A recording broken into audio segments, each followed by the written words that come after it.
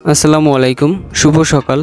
কি অবস্থা সবার, কেমন আছেন সবাই? রাতের অন্ধকার পেরিয়ে কাপ্তাইয়ের উদ্দেশ্যে যাত্রা শুরু করছিলাম। দীর্ঘ পথ পেরিয়ে এখন সকাল 5টা বাজে। শরীর ক্লান্ত, চোখ ভারী, তবুও জানালার বাইরে তাকাতেই যেন সব ক্লান্তি মিলিয়ে গেল। দূরে পাহাড়ের সারি, রাস্তার পাশে সবুজ ভরা ধান ক্ষেত।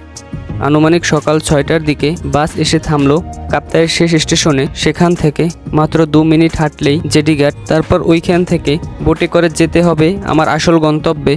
কিন্তু তার আগে আমাকে সকালের নাস্তাটা করে নিতে হবে। একটা হোটেলে গিয়ে একটু ফ্রেশ হয়ে নিলাম। এরপরে সকালের নাস্তায় গরম খাবারের সঙ্গে মিলে গেল এক টুকরো শান্তি। হোটেল থেকে চোখ মেলে তাকাতেই দেখা গেল কাপ্তাই লেকের অপূর্ব দৃশ্য। নাস্তা শেষে লেকের দিকে তাকিয়ে হাতে 1 কাপ গরম চা। মুহূর্তটা যেন একবারে স্বপ্নের মতো লাগছিল। চা শেষ করে আস্তে আস্তে চলে এলাম বোটের কাছে। তবে বোট ছাড়তে এখনো কিছুটা সময় বাকি, তাই আমি বসে গেলাম জেটিঘাটে আর সামনে মেলে ধরা কাপ্তাই লেক ও পাহাড়ের সৌন্দর্য উপভোগ করতে লাগলাম। দূরে তাকিয়ে দেখি পাহাড়ের চূড়ায় জমে আছে সাদা তুলোর মতো মেঘ, যা পুরো দৃশ্যটাকে আরো সুন্দর করে তুলেছে। অবশেষে বেশ কিছুক্ষণ অপেক্ষার পরে বোট ছাড়লো। আমি উঠে বসলাম বোটের ছাদে। দুই পাশে সবুজ পাহাড়, তার মাঝখান দিয়ে বয়ে যাওয়া কাপ্তাই লেক। তারই বুক চিরে আমাদের বোট এগিয়ে চলছে।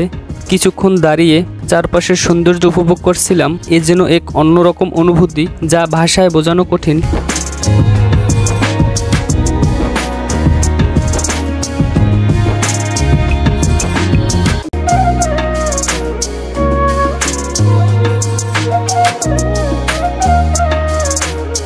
মাঝে মাঝে বোট থামে লেকের পারে, যেখানে বসবাস করে চাকমা সম্প্রদায়ের লোকজন। তাদের বোট থেকে নেমে যাওয়া এবং সেখানে বসবাস করা মানুষের কার্যকলাপ দূর থেকে দেখতে পাওয়া, সব যেন এক ধরনের নতুন অভিজ্ঞতা।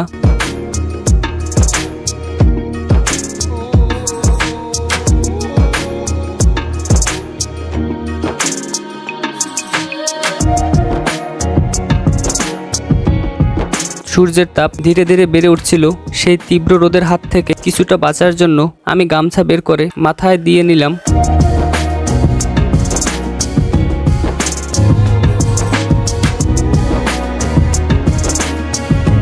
বোট থেকে নেমে দেখি ফোরকান মামা আমার জন্য নৌকা নিয়ে অপেক্ষা করতেছে।